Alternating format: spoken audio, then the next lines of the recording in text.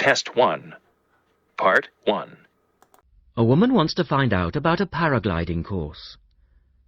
Listen to the conversation between the woman and the man and answer the questions. First, you have some time to look at questions 1 to 7.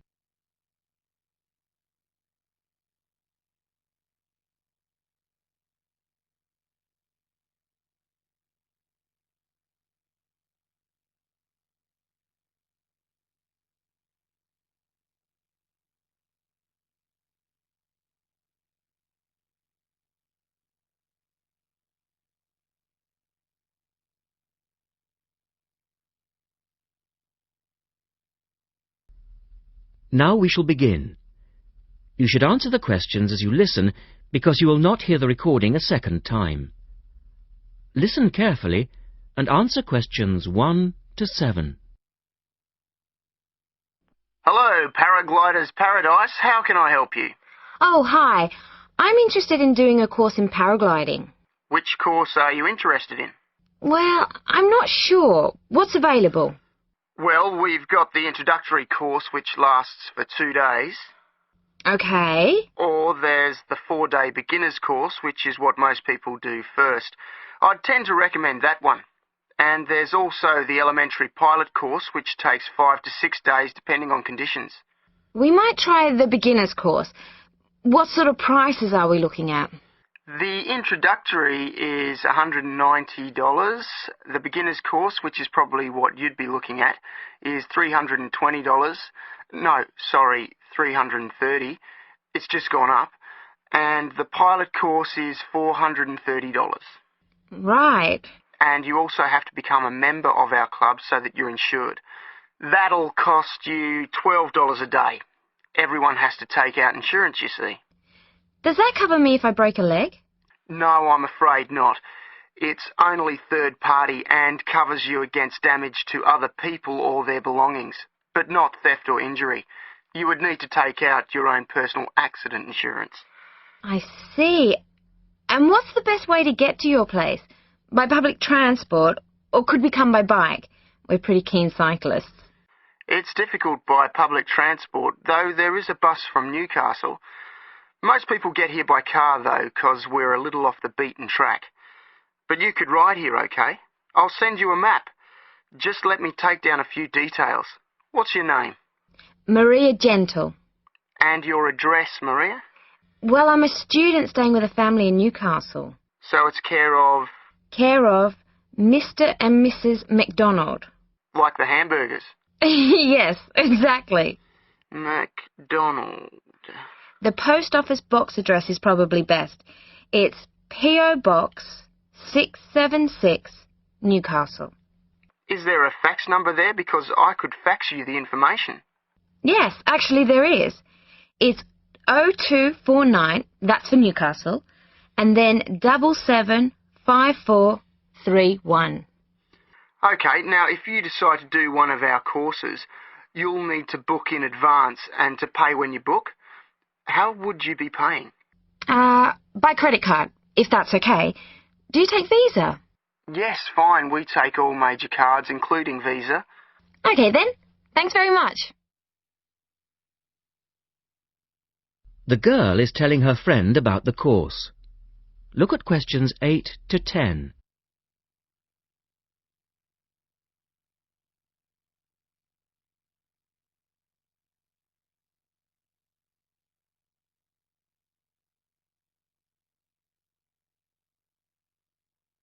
Now listen to their conversation and answer questions 8 to 10. Hi, Pauline. Hi, Maria. What's that you're reading? Just some information from a paragliding school. It looks really good fun. Do you fancy a go at paragliding? Sure. Do you have to buy lots of equipment and stuff? Not really. The school provides the equipment, but we'd have to take a few things along. Such as? Well, it says here, clothes, wear stout boots, so no sneakers or sandals, I suppose, and clothes suitable for an active day in the hills. Preferably a long-sleeve T-shirt. That's probably in case you land in the stinging nettles. It also says we should bring a packed lunch. We do not recommend soft drinks or flasks of coffee. Water is really the best thing to drink. We need to bring suntan lotion and something to protect your head from the sun. Okay, that sounds reasonable. And where would we stay? Well, look, they seem to operate a campsite too, because it says here that it's only $10 a day to pitch a tent. That'd be fine, wouldn't it? And that way we'd save quite a bit, because even a cheap hotel would cost money. Or perhaps we could stay in a bed and breakfast nearby. It gives a couple of names here we could ring. I think I might prefer that. Hotels and youth hostels would all be miles away from the farm, and I don't fancy a caravan. No, I agree. But let's take a tent and pray for good weather. Okay, let's do it. What about next weekend? No, I can't. I'm going on a geography field trip. And then it's the weekend before the exams, and I really do need to study. Okay then, let's make it the one after the exams. Fine. We'll need a break by then. Can you ring and let me know if you can find out some... That is the end of part 1. You now have half a minute to check your answers.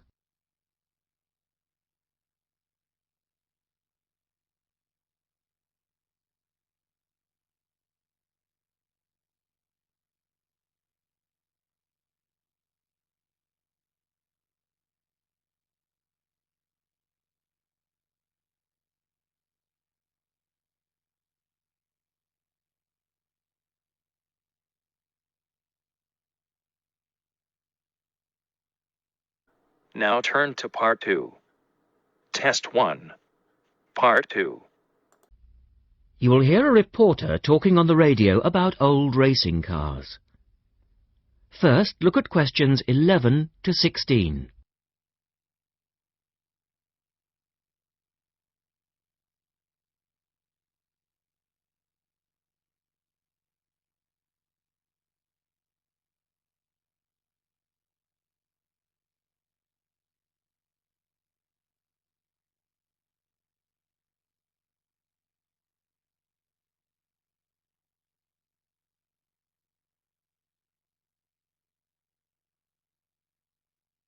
As you listen to the first part of the talk, answer questions 11 to 16. The Goodwood Museum is currently celebrating some of the most extravagant types of car design in its Festival of Speed. Here's our reporter, Vincent Freed, who's on site to tell us about some of the cars on display. Well, here I am, standing in front of one of the most prestigious cars ever built, the Duesenberg. A fantastically expensive, luxurious car built in the early part of the 20th century and bearing all the glamorous qualities of the Jazz Age. How many were there? Well, only 473 Duesenberg J-types were ever built, and the model here is one of the rarest. Each had a short 125-inch chassis or framework, and the body was always in the form of an open two-seater. The technology behind the car's 6.9-litre engine was extraordinary. It featured capsules of mercury in the engines to absorb vibration and provide an incredibly smooth ride. In fact, these cars offered unparalleled performance. In an age when 160 kilometers per hour was considered very fast, the Duesenberg promised a top speed of 180 kilometers per hour. And could do 140 kilometers per hour in second gear. Duesenberg, who designed the car, sold it as a frame and engine. This was typical of the age again, and many prestige manufacturers such as Rolls-Royce did exactly the same. Owners able to afford the hefty $9,000 price tag for the basic car would then commission a coachwork company to build a body tailored to their own individual requirements. The Duesenberg's great attraction for the driver was its instrument panel, which offered all the usual features, but also several others, including a stopwatch. It was the Duesenberg's technology that lay behind its success as a racing car, and they dominated the American racing scene in the 1920s, winning the Indianapolis Grand Prix in 1924, 25 and 27. Now look at questions 17 to 20.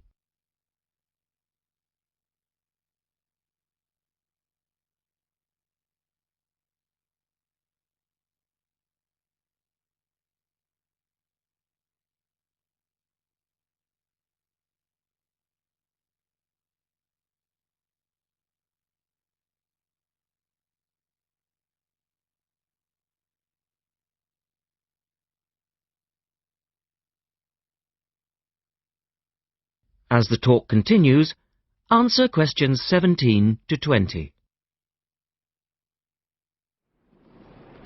On to another celebrity, the 1922 Leia Helica. Only 30 of these French propeller cars were built, and the model here at Goodwood, which was the fourth to be made, is thought to be the only surviving example still capable of running. The brains behind this car was Marcel Leia, who was an aviation pioneer first and foremost, and the influence of flying is quite apparent in the car. The Leia very strongly resembles a light aircraft with its front propeller, but in this case, it's minus any wings, of course. It's quite odd to think that this car was whirring through France just as the Duesenberg was blasting down roads at 160 kilometers per hour across the Atlantic. The Leias were used regularly in France in the 1920s and were even produced in saloon and van form, as well as two-seater. The Leia matched its propeller drive with its equally bizarre steering, which used the rear rather than the front wheels. But despite looking rather frail, it was a tough machine. In fact, when troops tried to steal it during the Second World War, the car's baffling design was clearly beyond the would-be thieves, and it ended up being driven into a tree, breaking the propeller. And now for the Firebird. This extraordinary car was first... That is the end of part 2. You now have half a minute to check your answers.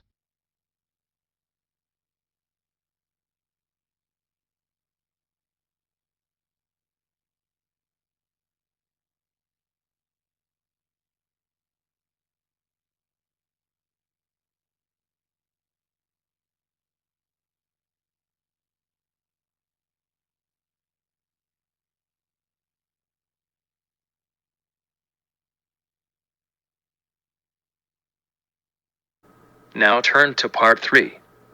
Test 1. Part 3. You will hear a discussion between two students, Rosie and Mike, and a university tutor. In the first part of the discussion, they're talking about a survey they have conducted on local entertainment. First, look at questions 21 to 26.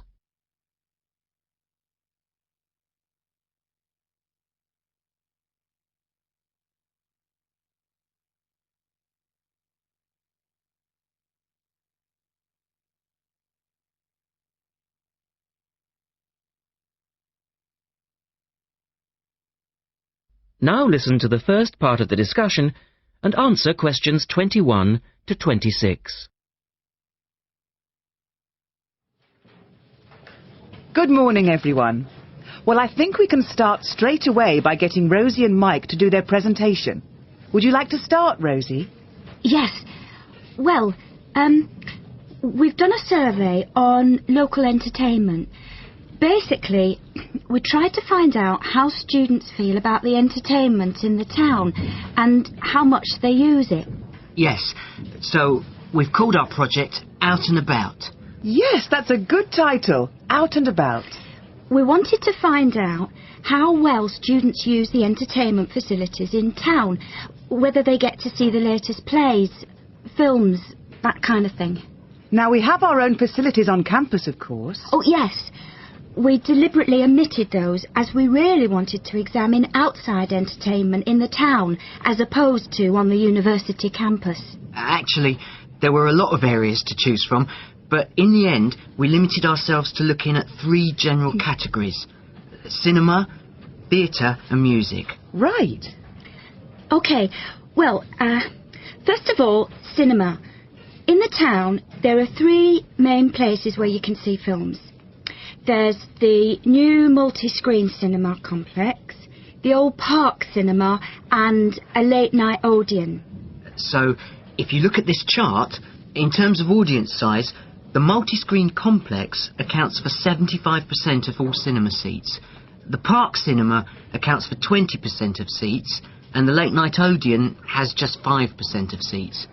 As you probably know, the complex and the park show all the latest films, while the late-night cinema tends to show cult films. So, when we interviewed the students, we thought the complex would be the most popular choice of cinema, But surprisingly, it was the late-night Odeon. Yeah, and most students said that if they wanted to see a new film, they waited for it to show at the park, because the complex is more expensive and further out of town, so you have to pay more to get there as well. Yes, and that adds to the cost, of course, and detracts from the popularity, evidently. Well, next, we looked at theatres. The results here were interesting because, as you know, there's a theatre on campus which is popular, but there's also the Stage Theatre in town, which is very old and architecturally quite beautiful. And there's the large modern theatre, the Ashtop, that has recently been built. So you just looked at the 2 theatres in town? Yes, but the thing about the theatres is that there's a whole variety of seat prices. Also, the types of performance vary, so students tend to buy seats at both and like using both for different reasons. And if they want cheap seats at the Ashtop, they can just sit further from the front. What we did find that was very interesting is that there are periods during the year when students seem to go to the theatre and periods when they go to the cinema. And we really think that's to do with budget. If you look at this graph, you can see that there's a peak around November, December when they go to the theatre more, and then a period in April, May when neither is particularly popular. And then theatre viewing seems to trail off virtually, while the cinema becomes quite popular in June, July. I think you're probably right about your conclusions.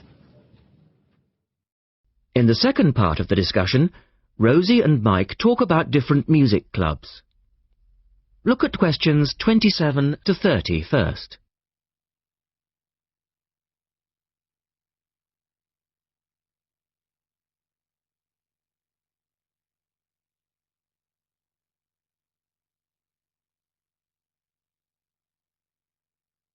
As you listen to the discussion, complete the chart about the different music clubs. Some answers have been done for you. Listen carefully and answer questions 27 to 30. Well, lastly, we looked at music, and this time we were really investigating the sort of small music clubs that offer things like folk or specialise in local bands. So not musicals as such? That's right. We looked at 3 small music venues and we examined the quality of the entertainment and the venue and gave a ranking for these.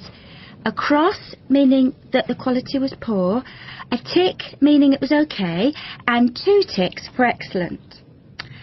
First of all, the Blues Club, which obviously specialises in blues music.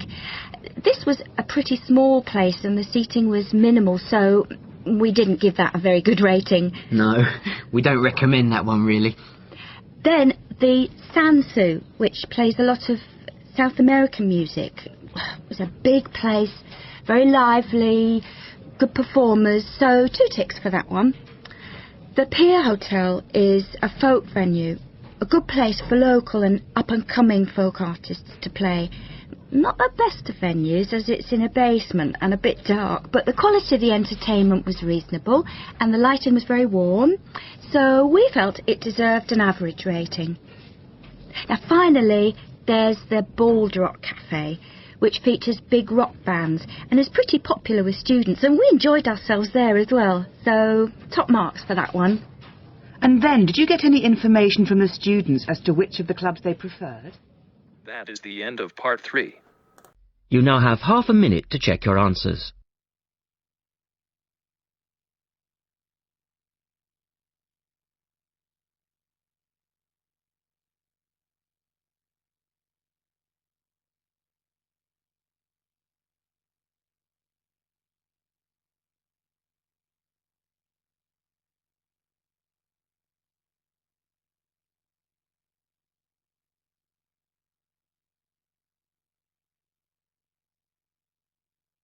Now turn to part 4.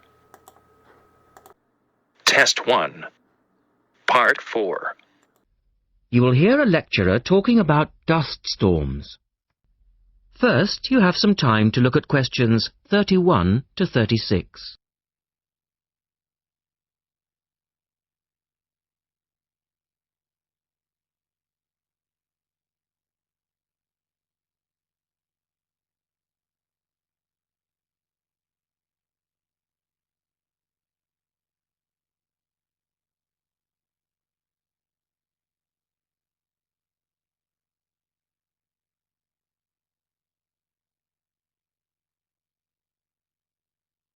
Now listen carefully and answer questions 31 to 36.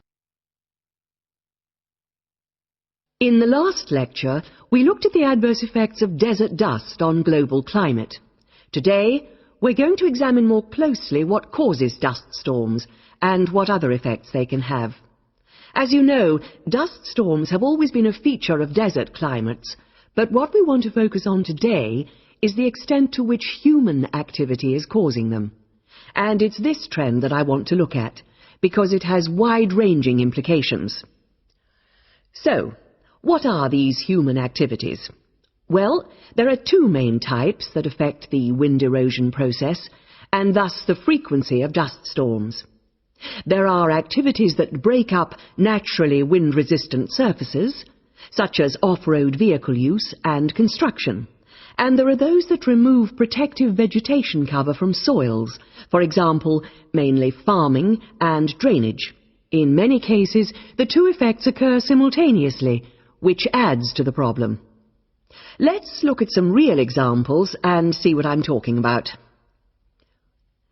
Perhaps the best-known example of agricultural impact on desert dust is the creation of the USA's Dust Bowl in the 1930s. The dramatic rise in the number of dust storms during the latter part of that decade was the result of farmers mismanaging their land. In fact, choking dust storms became so commonplace that the decade became known as the Dirty 30s. Researchers observed a similar but more prolonged increase in dustiness in West Africa between the 1960s and the 1980s, when the frequency of the storms rose to 80 a year, and the dust was so thick that visibility was reduced to 1,000 meters. This was a hazard to pilots and road users. In places like Arizona, the most dangerous dust clouds are those generated by dry thunderstorms. Here, this type of storm is so common that the problem inspired officials to develop an alert system to warn people of oncoming thunderstorms. When this dust is deposited, it causes all sorts of problems for machine operators. It can penetrate the smallest nooks and crannies and play havoc with the way things operate, because most of the dust is made up of quartz, which is very hard. Another example. The concentration of dust originating from the Sahara has risen steadily since the mid-1960s. This increase in wind erosion has coincided with a prolonged drought, which has gripped the Sahara's southern fringe.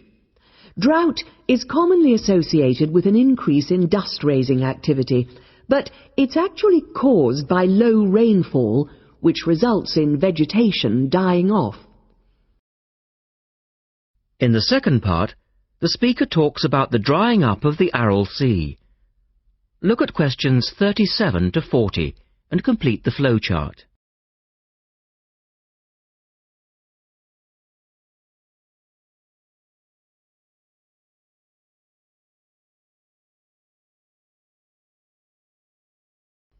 One of the foremost examples of modern human-induced environmental degradation is the drying up of the Aral Sea in Central Asia.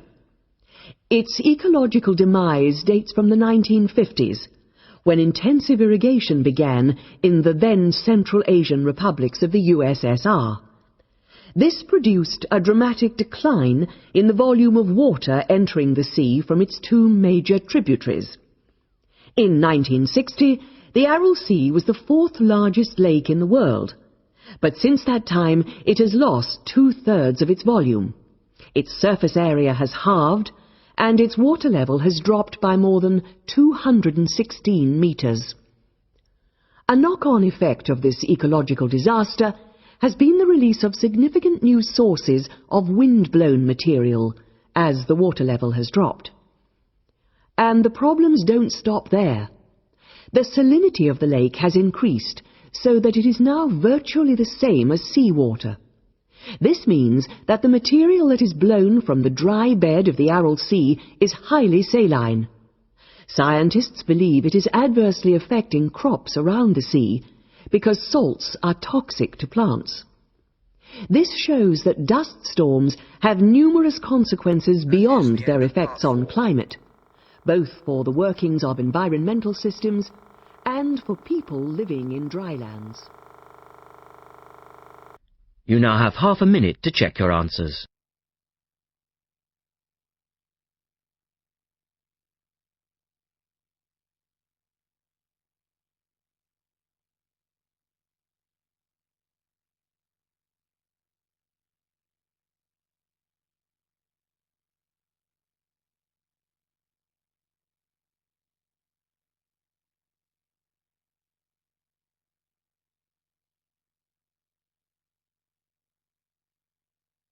That is the end of the listening test.